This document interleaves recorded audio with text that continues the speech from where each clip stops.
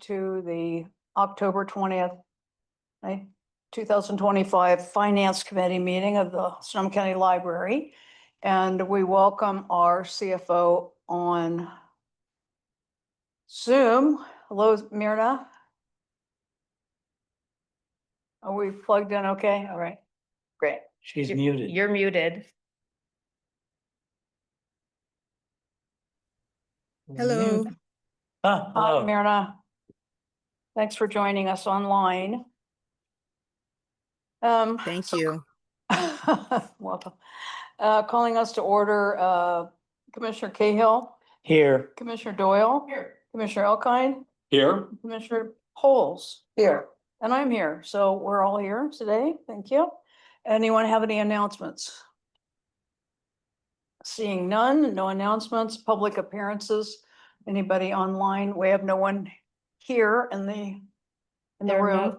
There are no members of the public attending via Zoom, and no comments were received via email. Right, thank you, Lisa. All righty, well, let's jump right in at 4.1, Budget Accounting and Finance Services Workflow. Hear from our CFO, who's in Yes. River Valley somewhere. It's a regional park district. So wanted to just check in on the workflow for the Finance Committee. This is the month of October, and we will be reviewing the capital projects update for Q1, and we'll be requesting for additional appropriations. So we're on target in terms of our workflow for the month of October. Looking forward into November, we do have the audit scheduled for your review. I do have a meeting later this week to check in on our schedule and how that is going. At this time, I'm still expecting to report back on the audit in November. We also have a draft policy for allocation of fiscal surplus, and there has been a dynamic discussions on various potential possible investments.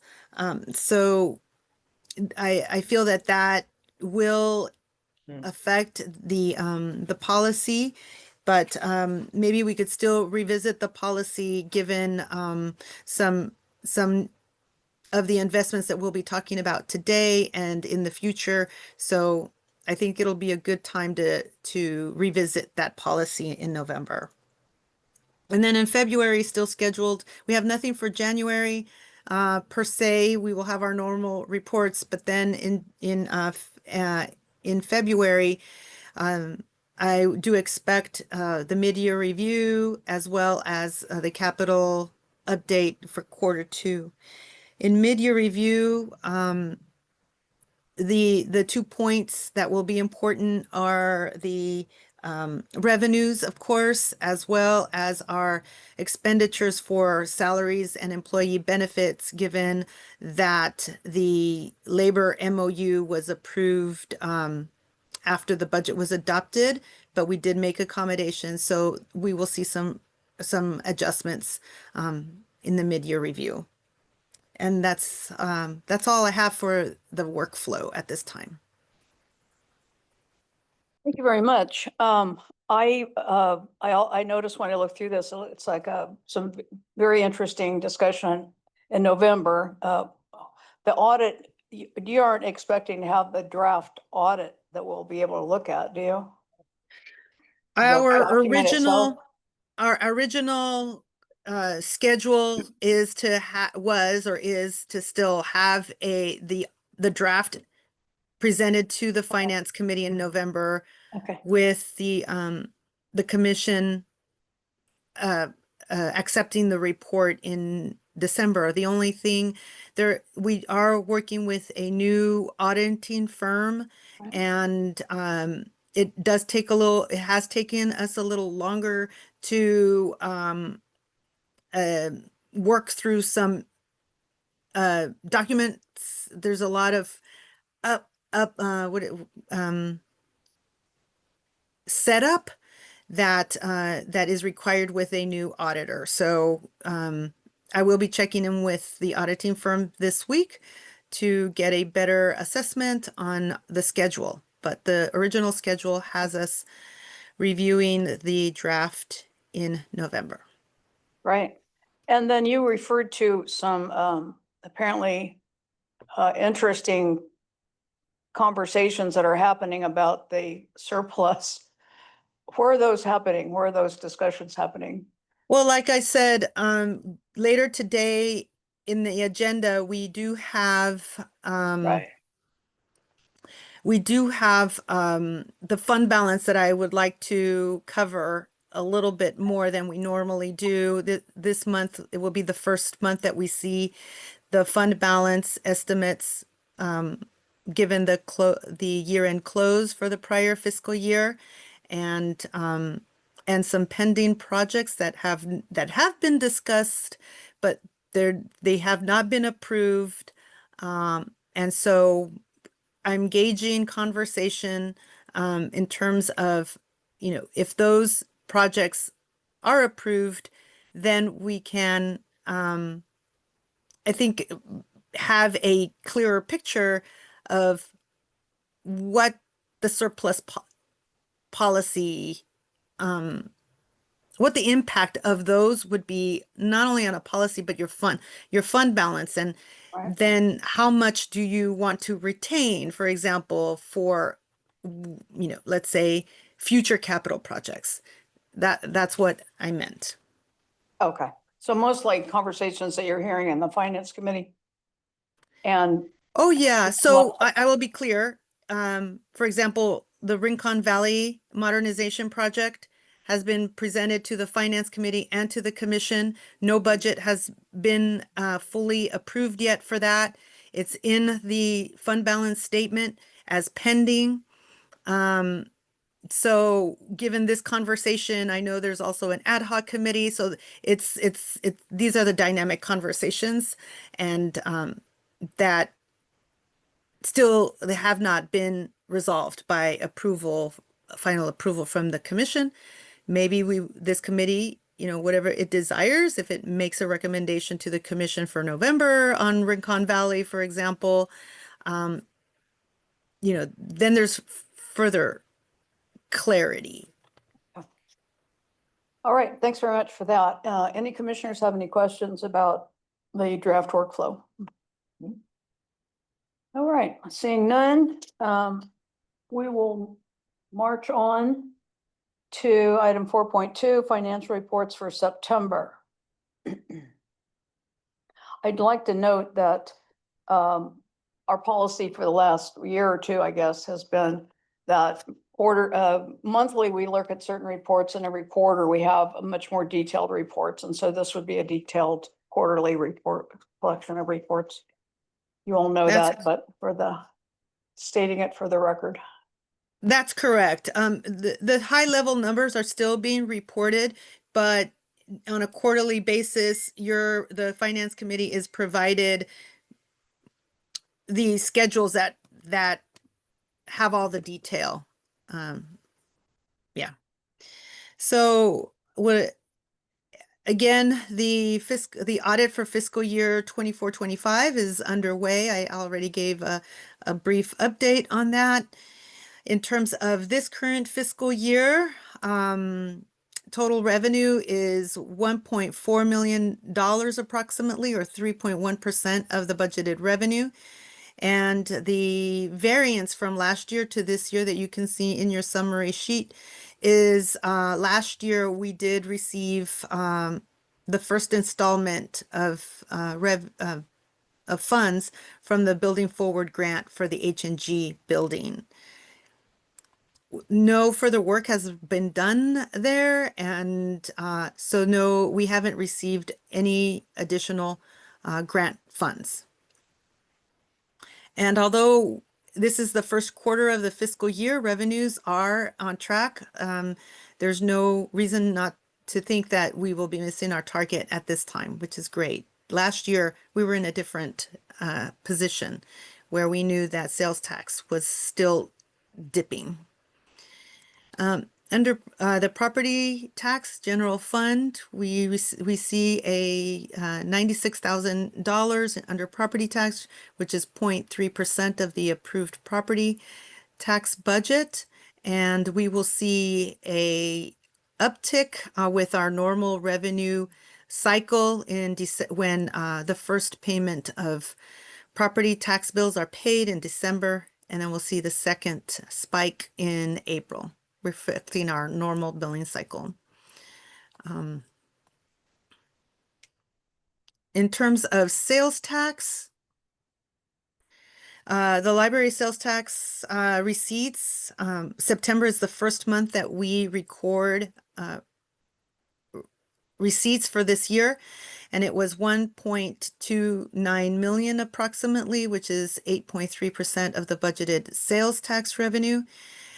Comparing this to last year at the same time, there's about 31,000 or almost $32,000 more than last year, which is a healthy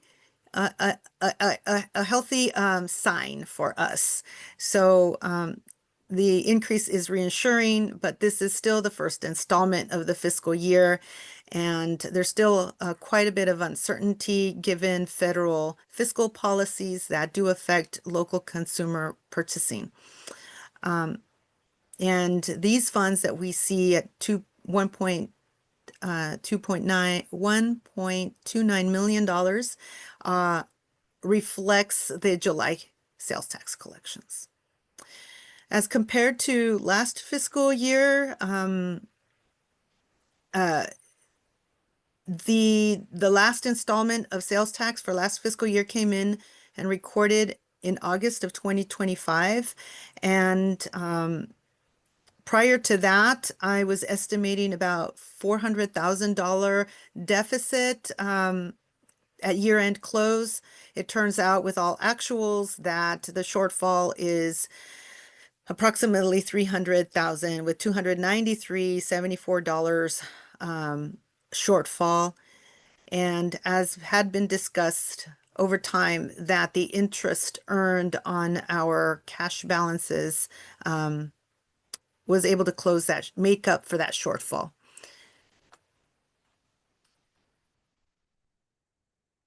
Other revenue we see here is $53,000 approximately.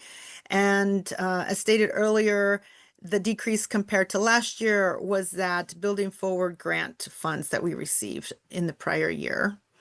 And moving on to expenditures, we have total expenditures of $13 million, which is 27.5% of the budget. What is primarily driving that is salaries and benefits. As you know, historically, we've been making a one lump sum payment towards our unfunded accrued liability related to our pension. And so that loads up our expenditures up front in the fiscal year. Also, just wanted to note that the labor MOU that was approved in August, we've been rolling that out and have applied the employee compensation for the COLAs. But those we'll see recorded in the October report that you see in November. So we are expecting to evaluate these expenditures, like I said, in mid-year and make any adjustments as necessary. Rents and leases are 29.8% at this time, given that we do pay up 1 month in advance for our rents. Our other contracts, services is also a little bit over 25%, and that's because of some subscriptions that we pay up front early in the fiscal year that normalize over as the year goes on. And capital expenditures. This is a note that you will see in the quarter further delineated in the Q1 capital report is that capital expenditures, as you can see, are over budget due to the modernization projects that are currently that were started last fiscal year but not completed, and work is still going on a couple of projects. And so there has been expenditures in the current fiscal year. And in the Q1 report, you will see that I'm requesting to roll over funds. What we call a rebudget is requested. Under cash balances, we have $13.5 million. Under property tax, sales tax, almost $12.5 million, and restricted cash combined is $5.4 million. And what I wanted to talk about a little bit is well, I don't know, do you have any questions there? I'll pause there for a minute. I don't see any questions, Meredith. Oh, Andy has Okay. one. Hey, Meredith. Hello. Are you gonna pull up the any of the reports? And should I hold my question till then? Well, if you have questions on our report, then I could pull it up. Well, I'm trying to keep it at the overview level. I have a question on the summary report, which it seems like is where these figures came from. Mm-hmm. Can you, if it's page 9? Mm-hmm. Here we go.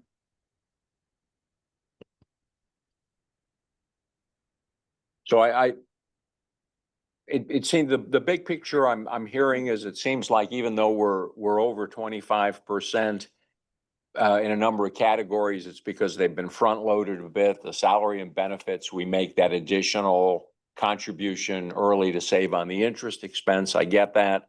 The rents and leases we're paying in advance.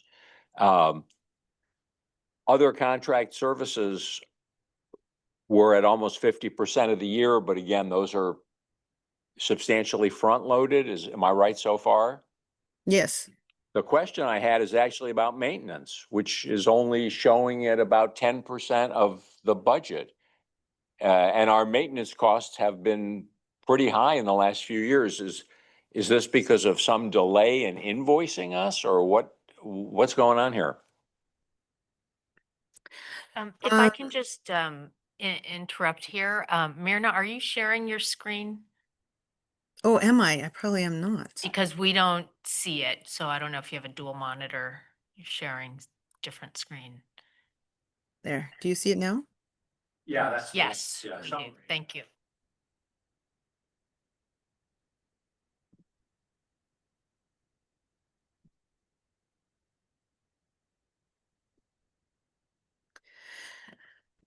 Well, it's still the first beginning of the year. I believe that I have been in conversations with Dave, our facilities manager, and normally that's this maintenance reflects maintenance on buildings.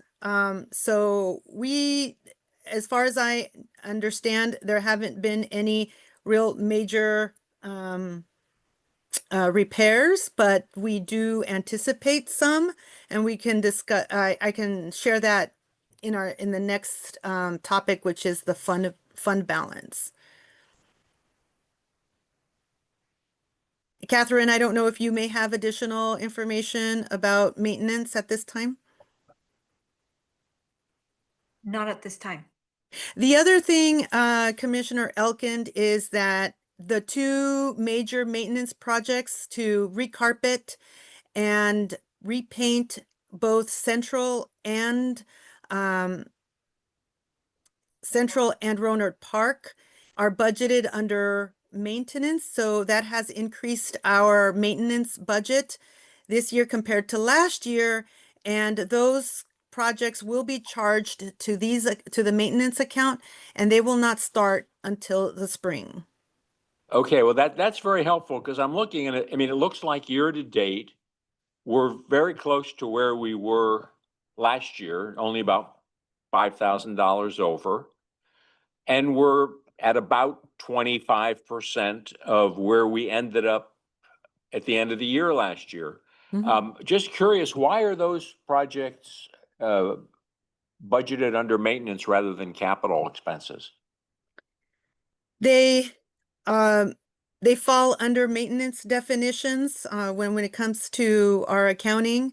They're routine in terms of recarpeting and paint. There's no additional work that has been, the scope of the work does not include any new furniture or any new, shelving or like, items like that. So if it's if the scope is more, capital, where we would capitalize assets, then we would put it under capital. But this is recarpeting and painting that can fall under major maintenance.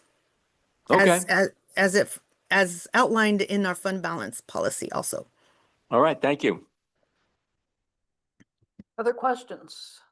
Tina? I wonder if you could just talk a little bit about what's in other contract services and just other, which is, 497,000 and $1.5 million. Can we just talk a little bit about, flesh that out a little bit? Sure, they could be,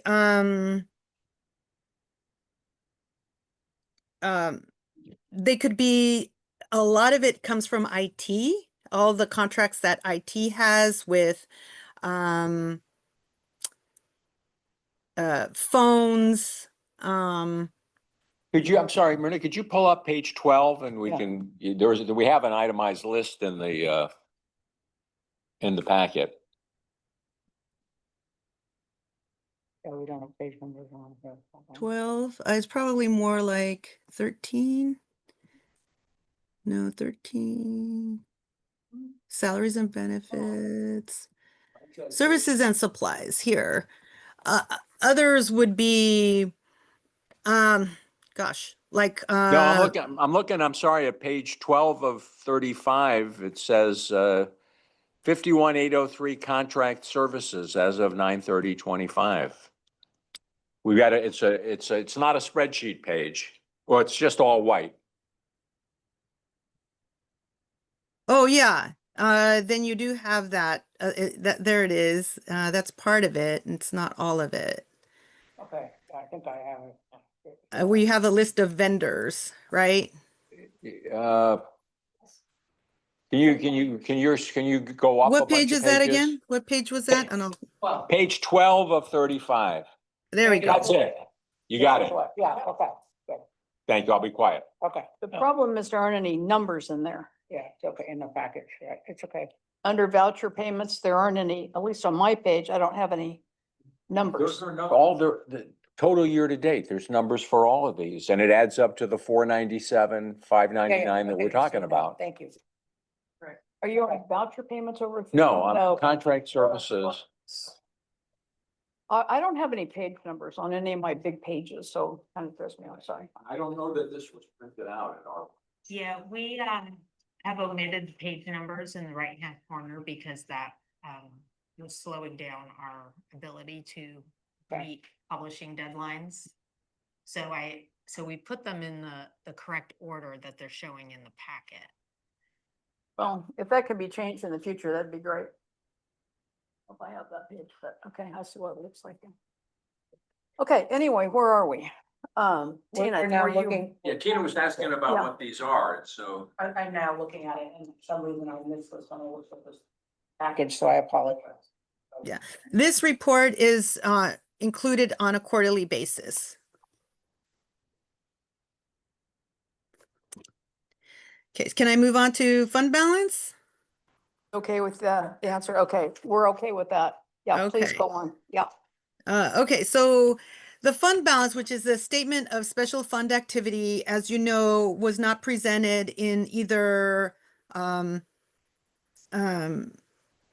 not presented earlier in your monthly reports until today for the month of September. And it reflects also, budget adjustments that have been made, for the year-end close. So this statement shows, committed funds and, well, our budget our budgeted revenue and expenditures as well as committed funds. And it also then includes, after all of that is taken into consideration, how much more of fund balance is available for budgeting. And so in this statement, up until recently, we've only included projects that had been approved by the commission, either through the budget or, through budget adjustments. However, the committee has also asked us to include projects that have been in discussion, that have been in front of the commission, and but not yet approved, so that it was clearer to the committee, if these projects were approved, how much would further funding would be moved into or increase committed funds. And so that's what I did here. And I wanted to make sure that I clearly laid it out in the report, that the statement includes Rincon Valley and Occidental modernization projects that have not been improved, but have a placeholder of what we anticipate roughly what those projects would cost. So given that we have those projects accounted for, the uncommitted fund balance under property tax is $9 million and under sales tax is $1.5 million. And I could go to that report. This is the report I'm talking about. Can you see that? What do you see right now? Statement of special fund activity. Okay, perfect. And it shows property tax here. So we have our revenues and expenditures in the top part of the statement. The middle part of the statement is what we could see where committed funds are. And we have committed funds here for 10%. So what did I have? For Rincon Valley, what's available, we're asking for is $2,072,000, $563, $2,072,563. I know I'm not saying it right, but that's, and then when you split that according to our allocation policy, 10% of that cost is allocated to property tax and 90% is allocated to sales tax. So it would be $211,000 that property tax would pick up.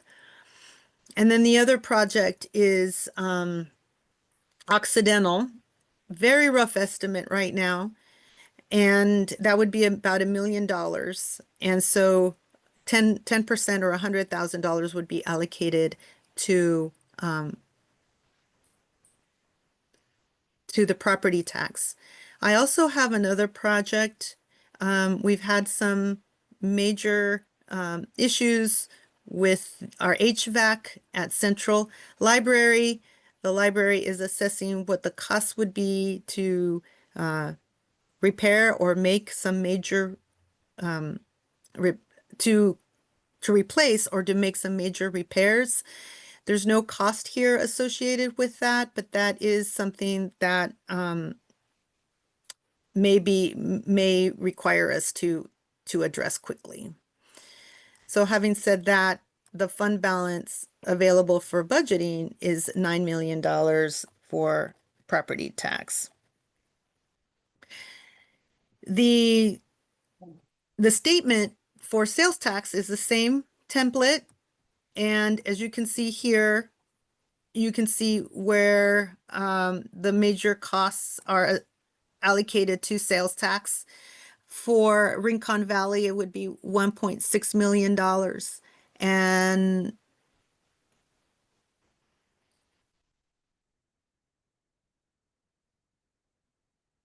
no, $1.9 million. I don't think I have, did I do this right? Let's see.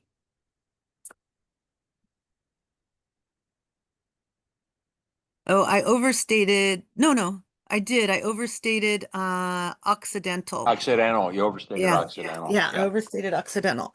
But okay, so you could really just add then another $1 million to the fund balance. So you would have $2.5 million really in sales tax. So I wanted to share that with you, and I will make this correction for the commission. But I wanted to make sure that I had that before you. Are there any So, questions on this? yeah, I have questions, but Commissioner Elkine's going to go ahead. Well, I have a comment. I appreciate you including these pending projects that have been discussed, but not approved. It's helpful for us from a planning perspective. I guess my only concern, and I hope that this is communicated effectively, this is a public, I realize we're in a public forum, but seems to me we have some negotiations ahead of us with the city of Santa Rosa. I'm all in favor of, continuing to improve our branches. I'm not sure how comfortable I feel putting millions of dollars into facilities for which we don't have long-term leases. So I just hope that this pending designation is clear when library leadership is talking with the city. These funds have not been approved or committed, and I don't want to speak for the commission as a whole, but I can't see a lot of enthusiasm in committing these funds without some lease agreements. That's my opinion. Yeah, I second that. And I wanted to say, I've been the one actually who wanted these things listed because we have a truer picture of what we have available. But I'm going to suggest a language change because it's really not ending balance committed for Rincon Valley pending. It's really that those sections there, we need to see them, but maybe they're under discussion. Something like that, projects under discussion or currently in review or something like that, so we can account for them. But just using that word committed, I think is kind of throws us off a little I'll bit. agree with that. And Commissioner Elkine agrees. I also, yes, we have the lease issue and we have the equity issue and the responsibility of the jurisdictions for their buildings issue. And so, yeah, so I think changing that language would show us what we need to see and not commit us or anybody who's looking. And Commissioner Cahill. Yeah, on the central project. Erica has expressed some hope that we may have final leases, a final lease for central, maybe sometime within the next few months. Maybe. The concept that we have to not do anything because the city might take over the building is no longer viable. The city, again, has not been able to go forward with its development projects.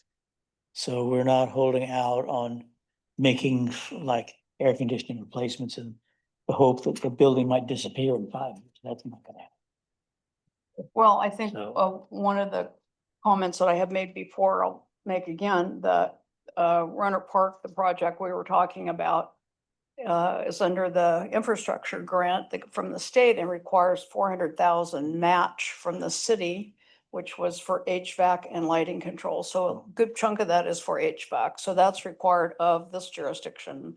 And so something comparable should be obviously discussed with every jurisdiction, including Santa Rosa. So, all right, let's see, let's just finish up with any question about September itself. And if not, we'll look at the quarterly reports and see if there's any question. I had a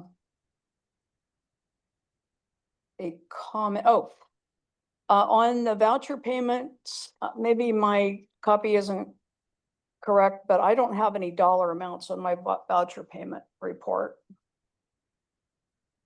What page is that? I don't know. I don't have page numbers. I'm not It For says what Sonoma va- County Library voucher payments over 50,000. Oh, sure. Oh, there's no dollar figures on that, huh? Okay. Let's see. Lisa, do you know what page that is? It's earlier, go back. Page 11.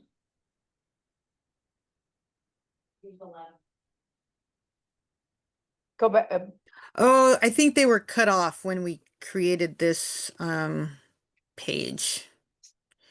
So I can we can send that out with the commission. On the commission report, we'll add dollars.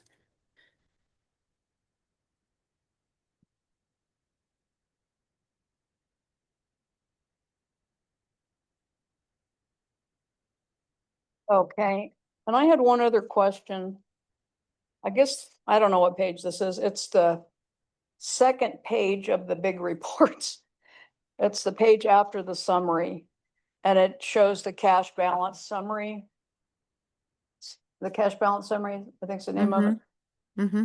So it looks like we have more bequests than before. And I guess my question is, it would be helpful if we got, these were dated, I guess, if there's new ones that come in, if they're dated, or maybe I just haven't paid enough attention to them. But I'm also wondering about the way this is going to work in the future as the foundation does its fundraising and assumingly gets, bequests and donations and so forth. They keep separate records than ours, right? Who keeps separate The records? foundation. Oh, yes. So these are bequests that that come directly to the library. And we have a fund development director, and and the foundation are working really hard to have bequests go through the foundation. There will always be some benefactor that, you know, wishes to directly give their bequest to the library. And that's been the case for the ones that are listed. And the reason why it seems that there are more than before is that prior to me joining, well, as you know, we're reviewing our bequests and the balances in the bequests.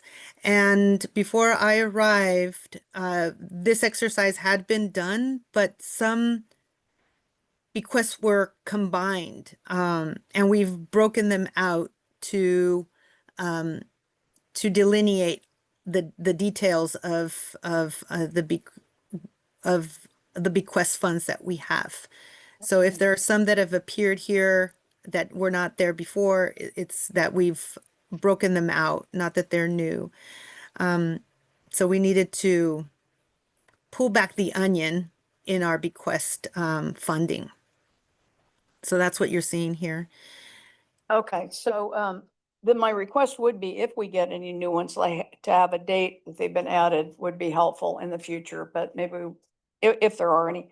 But also, I heard in the lab report that we had at the last commission meeting that the Buffum request had been drawn down or spent down. I guess that a lot of it was spent on the renovation in Petaluma.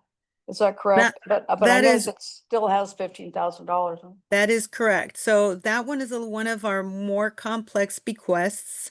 But those funds were drawn down and transferred to where we pay our bills from, which is property tax and sales tax. Back in I think it was October 2021 when the commission approved that. So it was fiscal year 21-22 when that transfer happened.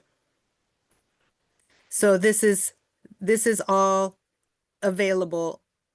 Well, this is the balance of today. All right, thank you for that clarification. Mhm. Any other questions on what I'm gonna call the big reports? If not, we're going to move on.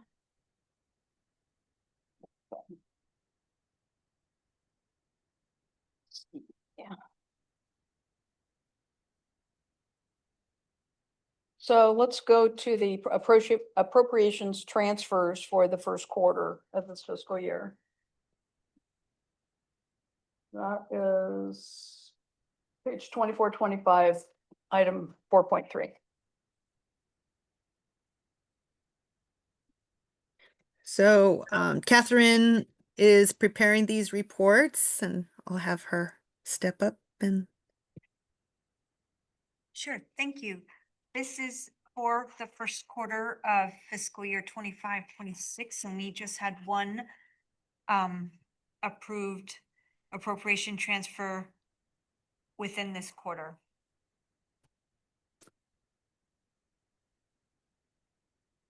And that was to move the extra help budget from human resources to public services, and that's where it's being expensed out of.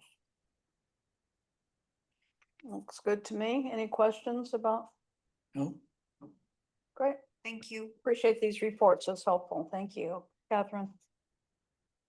All righty, let's go to item 4.4. First quarter capital expenditure update and rebudget. Page 26 and 28. yeah, so I'm going to break this down into two different fiscal years. This report does covers 2 fiscal years activity. The first one is that this is what Andy was noticing in the summary page, is that there's very little expenditures happening under our capital, our maintenance, and also in our maintenance. And for this year, we also haven't really started on our capital projects either. And so only $82,000 has been spent through September 30th, 2025 of our capital expenditures. That is delineated in the chart.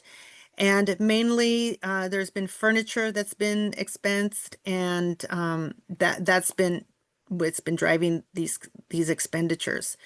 When we do break ground on the maintenance for Central and Rohnert Park, we'll see these capital expenditures going up for this fiscal year.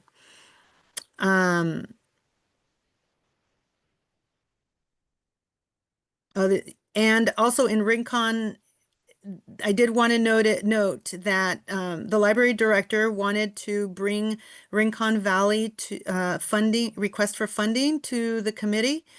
The library administration is asking for $2,117,000 to fund the project. The design was presented to the commission at a regular meeting earlier this fiscal year, and as you may recall, the architects were there to present the design of a modest design that would be within this budget. And so we would like to go to the commission for approval of these funds in November.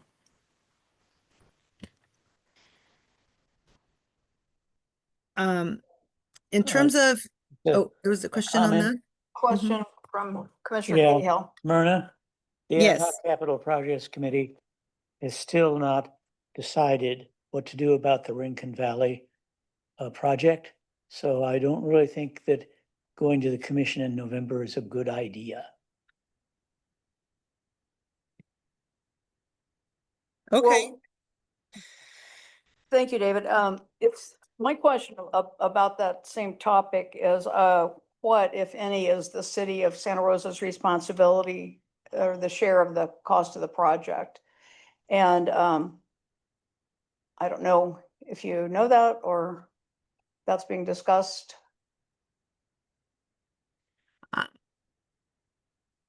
And unfortunately, the deputy director is ill today and was not able to be here. And she said that she could speak to this project.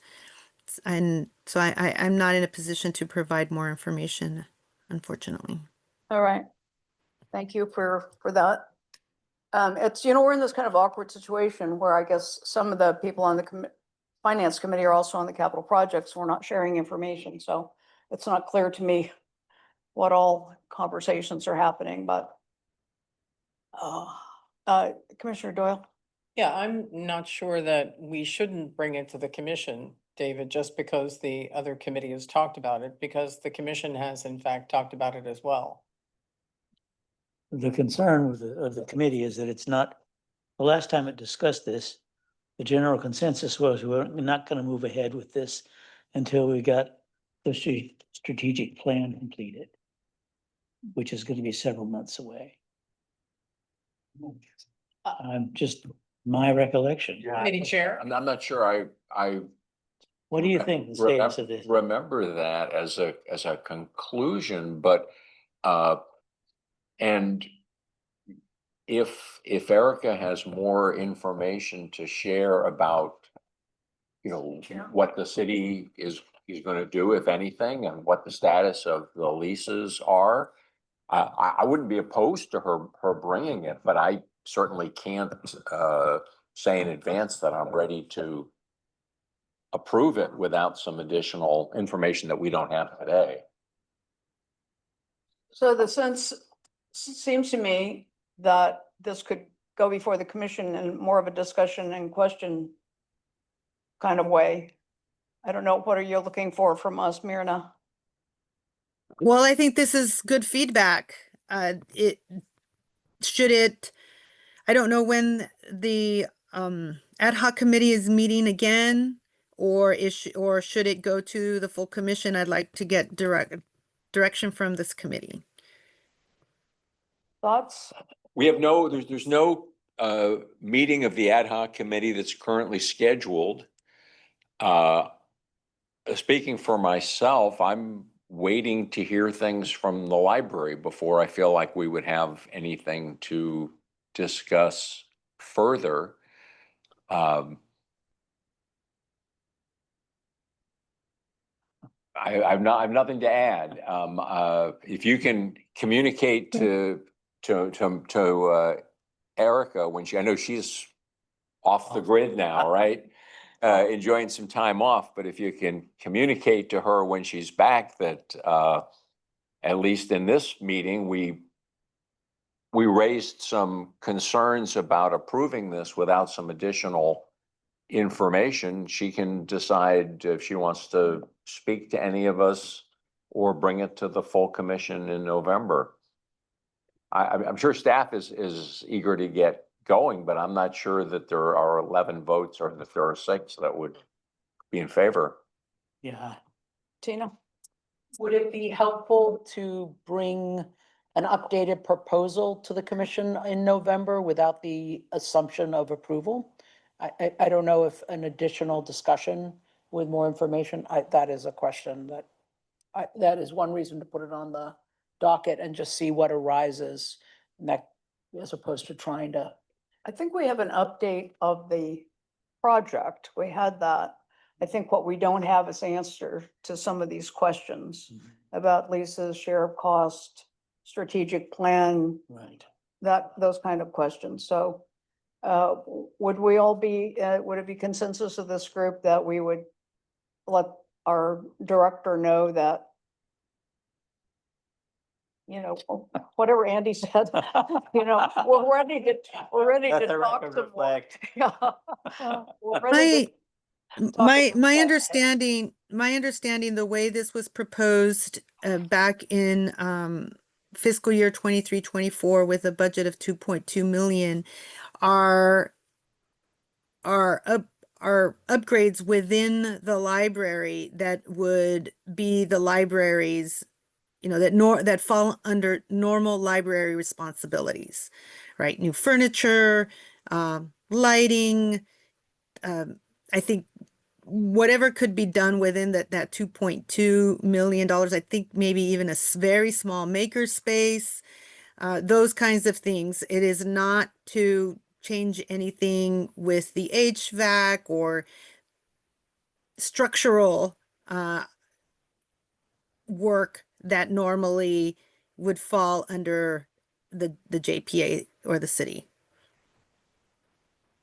Commissioner Cahill. Yeah, my recollection is a bit different.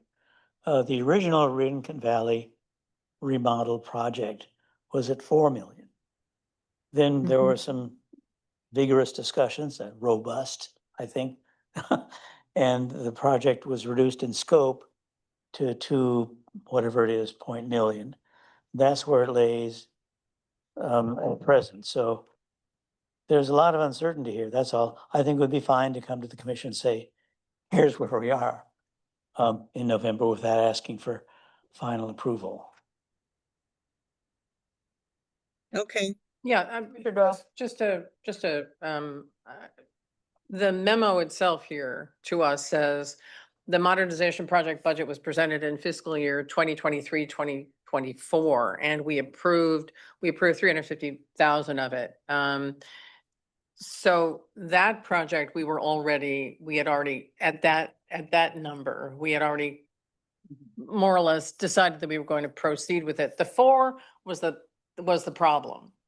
And so then scaling back to the original cost, I think we never said that we were going to wait until the strategic plan was done to talk about that. I don't think that was not part of our other committee discussion, David. So The problem is the meeting was not recorded. No notes were published. So we're just, 2 out of 3. yeah, right. We don't believe, It's we don't remember. a lot of uncertainty here. So that's why I think all of us were suggesting, put it on for information only. We'll see what Erica wants to do. Right. She may decide that the ad hoc committee is done and would considering it or not, or whatever. Is that clear, Amirna, our suggestion? What I'm hearing is that you would like to see an update on the status of this project, and so that everyone, if the entire commission has this receives the same information, and then the commission could give further direction at that time. Right. And could you also tell us when you're going to need the money, when the plan for just to let us know what the And when they'll need the goal money, was. Yeah, that'd okay. be good. We could say no, of course, but. Okay, thank you, everybody, for your comments about that. Mirna, were you finished presenting your report? Because I did have one question. Well, I'm going to go into the rebudget, but if you have questions on the Q1 piece of the current fiscal year, we could stop here for a second to take your questions. Well, no, this is more under the section called Facilities Division Request for Funds. So, Okay. yeah, go ahead. Yes, that would be the rebudget.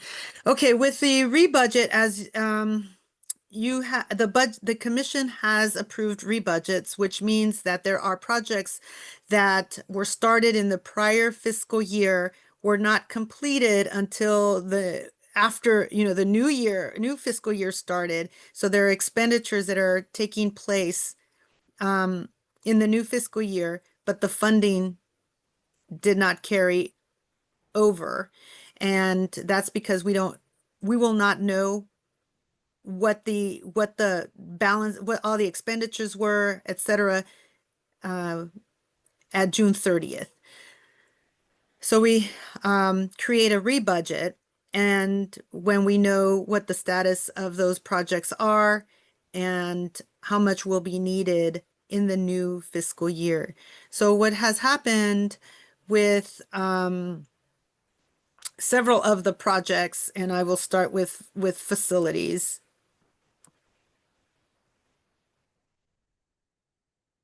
Is that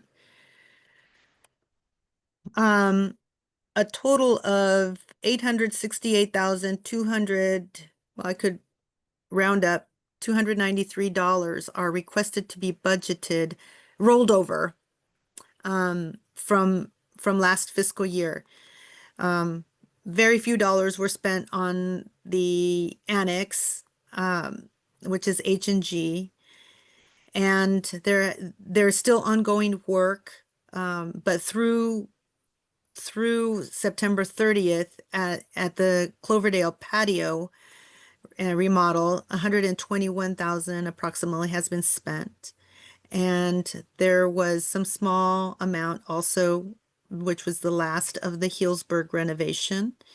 And under Petaluma, $744,000 approximately have been spent through September. We do know that we still are expecting work to be performed at Cloverdale and at Petaluma. So this may not be the last, most likely not the last time that we come back for a rebudget.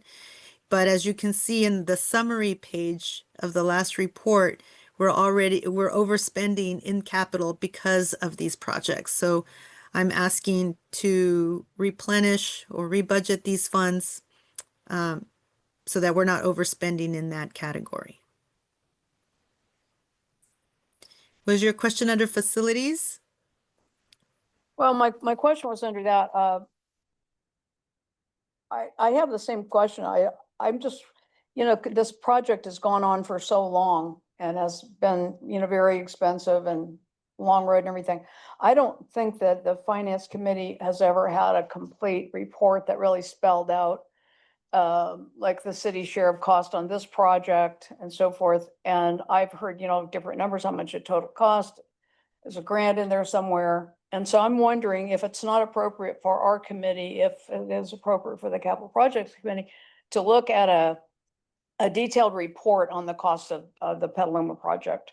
Then the 744, that's just a rebudget. Those aren't, we don't know how much is outstanding right now, right? Outstanding in terms of additional, Yeah. Says there a pending invoice, but we don't know there how much is a there. pending invoice. Catherine has received it. If you could give a ballpark right now, do you have a recollection? Sure. I think the last one we received was for, I want to say about 65,000. And then we'll have the retention will be the last payment. The retention is the 5% we hold on to until Oh, it's complete. until it's done. Okay. Correct. And I believe that's about 174,000, but those are just off the Okay. top of my head. All right. So, and currently what we're working on is a report where we can account for all of these projects so that we have a final report for this committee and the commission as to the total cost and the funding sources for all of them, because they all had different funding sources, from the city to the state grant to Friends and the foundation. So we are in the process of, still been a lot of ongoing work. So we weren't at this time have the complete information to share with you at this time. So we can look forward to that in the next few months. That A is my complete report. goal. I Okay. would love to, have Okay. an accounting for that, not only for you. I think there's so many individuals that would like to see that. So many Excellent. stakeholders. Yes. Mhm. Okay. Excellent. Okay. So no action from us on this and Andy, go ahead. Question and a comment. So just, I know we've had some discussion. What you're asking us to do, I believe, is these funds were already approved previously for expenditure last year. The expenditures were delayed until after July 1st. All you're asking us to do is to rebudget the approved funds from last fiscal year to this fiscal year. Is that right? That is correct. Okay, fine, and I'm totally in support of that. With regard to Barbara's request for complete accounting information, I totally support that. I feel like this committee is the place rather than the ad hoc committee. This is a public meeting and recorded, and I'd rather have the information come here. Please. Right. Thank you. Good point. Thanks very much. All right. So we understand the rebudgeting and did you want to make any comments about the information, the IT? Unless Expenses? you have any questions, Okay. no. Okay. So we're good. We're supportive and thanks for informing us of all this. And Final questions about this topic? Okay, thank you very much. You're welcome. Let's move on to the exciting topic of the day. Oh, yes. Okay. So, just to preface, I'll preface it a little bit, Myrna. Last week, Myrna requested that Andy and I, be in a Zoom call with her. She wanted to kind of test some of these preliminary numbers that she had come up with based on the request from the finance committee. So we had to request as a committee that she kind of stage these different scenarios in such a way. So in the course of doing that, we looked at some detailed reports from CalPERS, her calculations using CalPERS tool that allowed you to calculate some of these things, and talked in some amount of detail. In the course of this, Andy came up with I'll have to say, brilliant idea. He's turning red. I'm kidding. A great idea to address this issue of our unfunded liability for CalPERS in a kind of a set number kind of way. In some ways, it parallels our OPEB policy and is a nice and clear way of doing it. So you can, I'm sure you've all read this. So when you go to page 30, and you can see that the recommendation is option number 2, that is, you know, the idea that Andy came up with to have this set amount. Myrna has also addressed what our issues were, our questions were, that came out of our committee. What if we did this? What if we did this? And what if we did this? So they're all on here. I think that I was, you know, we were all feeling really good about this discussion, you know, on a Zoom call. And I think Myrna has laid it out really nice and clearly in this document. I'd like to maybe ask Andy if he wants to comment now, or Myrna, would you like to go through the whole thing in more detail? I'll just jump to Okay. the table, and I can make this bigger. I hope you all can see that. So this table summarizes 5 different scenarios, which includes the status quo for comparison. Currently, the status quo is that we only make the minimum required UAL payment that we normally make in a lump sum at the beginning of the fiscal year. But that does not include any additional discretionary payments. So if we go with the actuarial report that was shared with this committee a couple months ago, we would pay this off, our balance off, in fiscal year 2044. The committee directed me to look at 3 additional options, which is to give a reoccurring ADP of 125,000, 300,000, and 500,000. I did analysis, and in order to pay this down aggressively within less than 15 years, it would require an additional one-time lump payment of $2 million. So that's what this analyzes. Having discussed these options with Chair McKenzie and Commissioner Elkind, Commissioner Elkind suggested that what if we had one fixed payment of $2.3 million annually, but using the original payment plan, which is also attached here. And the original payment plan is in gray.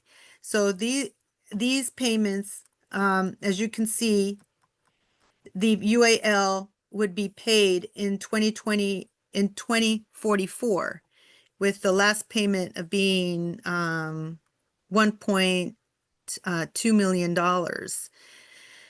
However, with the more aggressive plan of making the payment to a flat $2.3 million, the ADP does vary, but the total payment does not.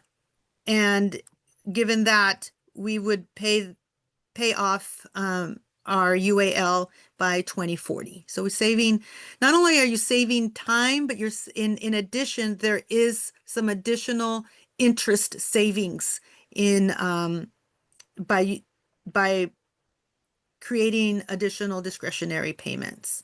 And that's what this chart shows. So that's the summary. And just to add to that, I think that, again, one of the concerns now that we're seeing, our shrinking, fund balances, of taking, of allocating, a big chunk out of fund balance, this doesn't have us do that. I mean, it's potentially, some smaller amounts of money if we, to back up the budgeted amount if we were, a little short that year, but it's so much more budgetable because we know fixed costs in the same way we've known our OPEB contribution. Spent 750,000 out of operating expenses for a number of years now. Andy, would you like to comment about your thoughts? I'll just say this, and I'll look for some guidance from folks here as to whether this is something we want to bring to the full commission when Myrna presents this or not. Myrna shared with Barbara and me that the projections and calculations regarding anything attached to the pension fund are unbelievably complicated. I mean, not only do you have the actuarial science that looks at, how many people will retire in a given year and how old they are and how they're going to live, how long they're going to live, and the unpredictability of the underlying markets. Is there going to be a gain or a loss or how much? But the way that CalPERS calculates your repayment of the accrued liability is also very complex and depends on the years in which that liability occurred and by how much. The net result of this is that there's no projected approach that gives you anything near 100% guarantee. So recognizing that, it seemed like, okay, rather than tying ourselves up in knots trying to achieve the unachievable, let's come up with a reasonable plan that has a high likelihood of success, assuming that the market doesn't totally tank or that all of our employees don't decide to retire at once. We'll have done our responsibility as a body to set the library on a sustainable course. And the other attractive factor, which we talked about with Myrna, is for budgeting purposes, knowing that over the next number of years, this is the amount that has to be allocated, and it's going to be the same amount every year, simplifies an already complex job, and the fact that we're not dipping into the fund balance. So that was kind of how we arrived at this approach. I don't want to oversell it. It's not like, oh my God, this is, the magic bullet, and in X years, we're all going to be paid off. But it feels to me like we're doing our responsibility to close that gap in an affordable but accelerated way, and to give ourselves a reasonable chance of assuring that our valuable employees can retire with some security, knowing that the pension money is going to be there when they need it. So that's it. And we would write a policy, as we have our OPEB policy, and memorialize it in a plan, and modify it if necessary later down the line. But Commissioner Cahill. Yeah, I really like the proposed option too. I'm not surprised it's Andy's brainchild. So Me I neither. think we're ready to take this to the commission, at least from my point of view. Has administration weighed in on this idea? No, we just met last week, Okay, so and no. then we had crazy staff day, everything, and then Okay. our director's out of town, so. Yes. If you Sure. would like, we could,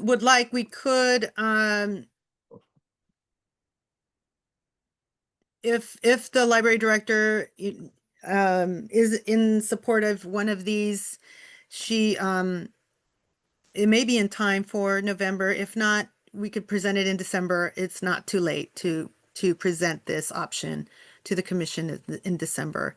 What I can say is that these are the trade-offs that that the commission would make with their one-time fund balance that's available, you know, for budgeting. And but then, like we've said, there are a number of discussions that are happening in addition to, you know, purchasing major assets that are in play. So it is up to the Finance Committee making a recommendation and the Commission in terms of making those strategic priorities. All right. Commissioner Doyle had a question, a comment. Comment, really, I think that it is important to talk to administration. It's important to talk to the director to see whether, you know, she has, I think, some long-term goals that, that she might want to, you know, kind of track with this. I think it's a terrific plan. I do. And I think that it shows that we are trying to solve a problem that has been a long-term problem. I also think that but recommending to the commission without her having a chance to take a look at it, I think is not wise. But let's just do that. And Yeah, no, I don't, Yeah. no, I don't think any of us would want to be suggesting it not go through our director.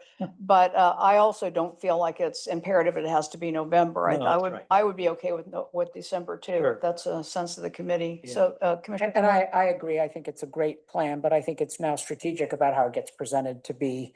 And I think, I agree. I don't think putting it on November is it might get itself in problems just because it's been rushed. And I think it shouldn't go in November. I think it should, at least December would be flushing out any issues that we might not have foreseen. So, Miriam, do you feel, is that good? Is that enough of a direction? Sure, yes, it is. plan. And again, there's no rush on this. This could be, you know, whenever the commission is ready, could be January. You know, it all depends on like I said, I know there's a lot there. The discussions are pretty dynamic right now. And but this is something that I needed to bring back to the Finance Committee. Happy that it's I feel that you have some good information to digest, and then we'll take it, you know, the next step would be to you know, have a broader discussion and how this fits in with other strategic priorities. Yes, bravo. Thank you, Andy.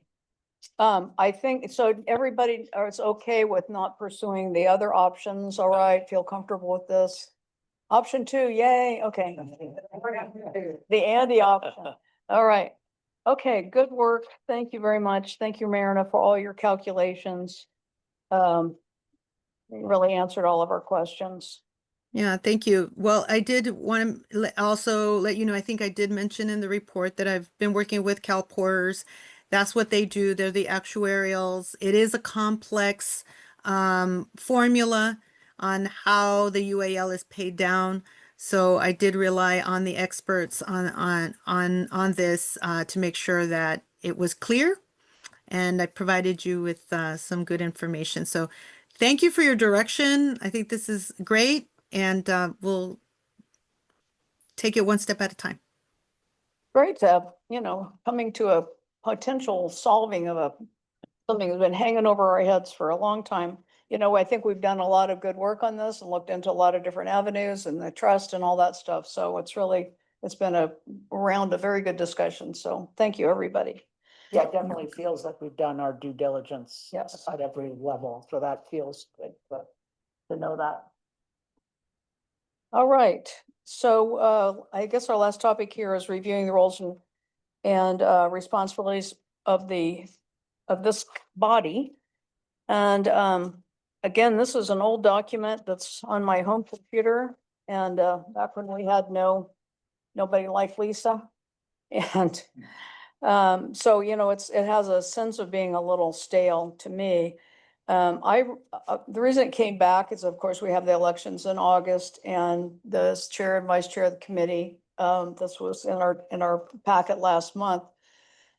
So anyway, the issues that I'll just suggest a couple of issues that I saw on here, and then you can, of course, obviously comment too, please. In the middle of the second paragraph, at the request of the commission chair or the commission, the finance committee will make recommendations to the commission. So the reason that was true was because we were actually dealing with OPEB at the time, and it was our commission chair, Tim May, who wanted us, you know, to take it on. So, you know, I put that in there, or the commission, but, you know, I don't know that we have to have this sentence at the request of whoever, that we make recommendations. I don't know, maybe it should be, yeah, you know, is it necessary to say why we make the decisions that we do? Or why we take on different topics, or whether at the request of the CFO, we add that. Well, we could just say the finance committee will make recommendations to the commission as appropriate, or something like that. I don't see there's any reason to go into exactly how the process. That's what I mean. I think this was Yeah. a little wordy, but it was kind of dealing with the time. And I also have this paragraph beginning in October. I'm sorry, will you have your hand up? I Sorry. did. You know, it has been great for me, when I was the chair of the commission, to sit on this committee. And so then there was no surprises, because I was involved with the conversations. I think the only reason that you know, there's got to be some communication between the chair and the chair, the commission, the committee chair and the commission chair, if he or she is not sitting, or they are not sitting on this. So there should be something in there. It may not be this sentence, but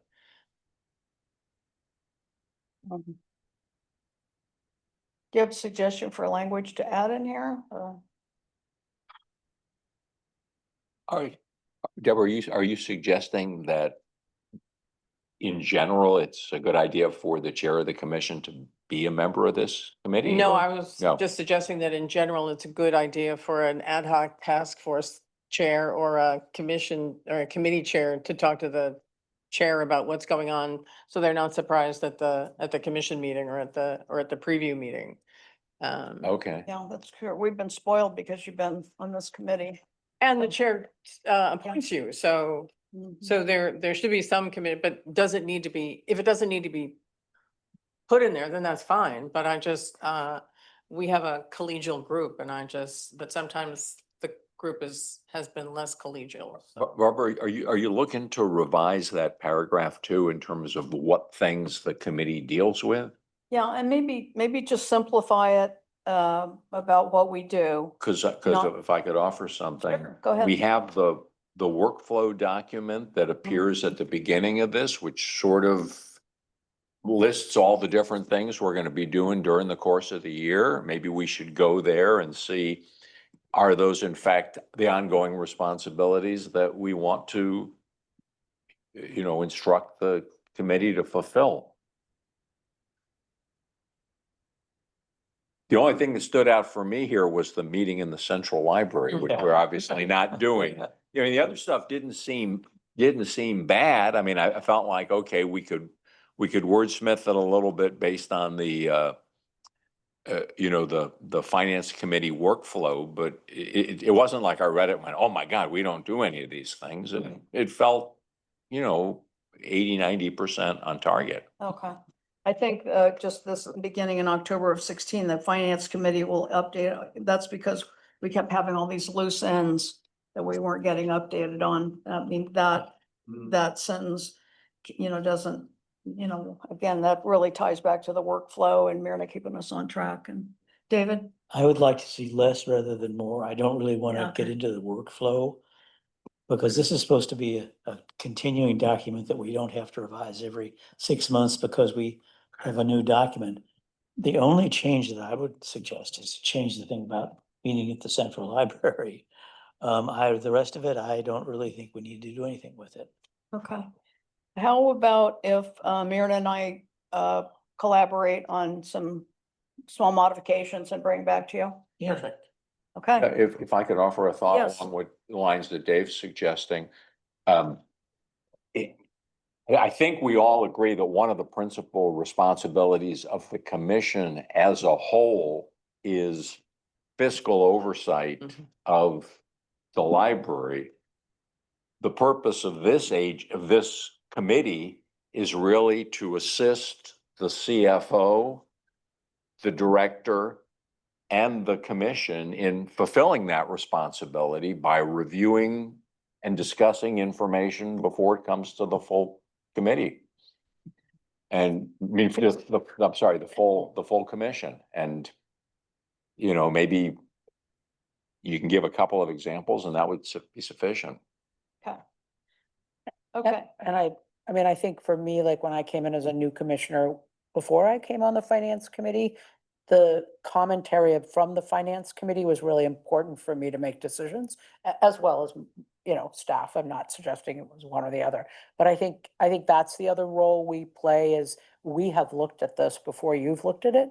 And I think that's a very, very, which doesn't mean you have to agree with us, or you could have other questions that we didn't have, but I think it's an important role that you've seen the documents before the commission, or you've been able to discuss them before, right? I hear you, and I think that's the other commissioners have always relied on us to be the kind of pre-screeners, and yes, Deborah? Do we need to add something about Zoom calls or remote participation?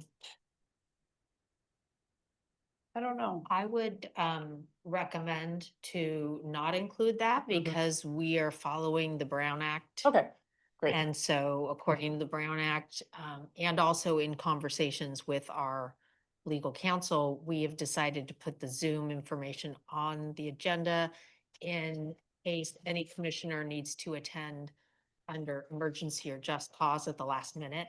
Okay. But also under the Brown Act, any committee member can attend via traditional teleconference as long as an address is put on the agenda and the agenda is posted. So I would kind of defer to the Brown Act regarding that. So are you saying we should have something in here, or it should just be assumed that we're following the Brown Act? I would not include it Okay. because it's assumed that the meetings will comply with the Brown Act. Okay. So Myrna and I will work together to maybe simplify and clarify a little bit, wordsmith. Thumbs up? All right.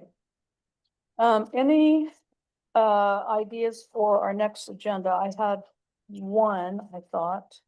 Right before I left home, I saw an email about policy minutes for a new policy for minutes. And I believe, if I'm correct, what I read, Lisa, was the minutes are only going to the chair and then they go straight to the whatever. So I hate to not have the input of everyone else, but that seems to be our attorney's suggestion. So in speaking with the attorney, this question originally came up at a Measure Y Oversight Committee meeting and that they wanted to approve their minutes at the meeting. So then we kind of looked at the Finance Committee, the Director Evaluation Committee meeting, the Commission meeting. So the only change that is needed is with the Library Commission, because if I'm sending the minutes out to all of the commissioners, then all of them have a chance to comment before it goes. So that could conflict with the Brown Act. For the Finance Committee meeting, the process is gonna be the same because you're less than a quorum of the commission. Oh, wait, no, because then, okay. Well, I guess we're really just talking Well- about topics for the next time. Should we put this on for clarification of how it affects us next time, or?